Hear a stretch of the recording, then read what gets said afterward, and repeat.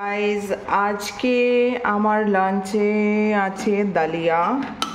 তো এই যে এটা রেখেছিলাম এখানে কুকারে। তো এই যে ডালিয়া আর সব ভেজিটেবল দেয়া, সব ভেজিটেবল দিয়ে ডালিয়া বয়েল করে নিয়েছি। এটাই লাঞ্চে থাকবে।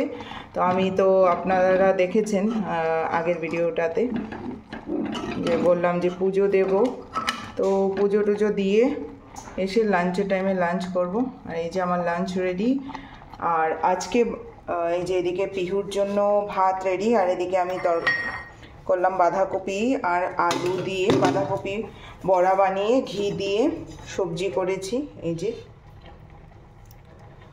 অনির্বাণকে দিয়ে দিয়েছে। এখন আমি আর পিহু তো এটা পিহুকে দেবো না, কারণ ওর লুজ মোশন চলছিল, তো আজকে একটু ভালো আছে।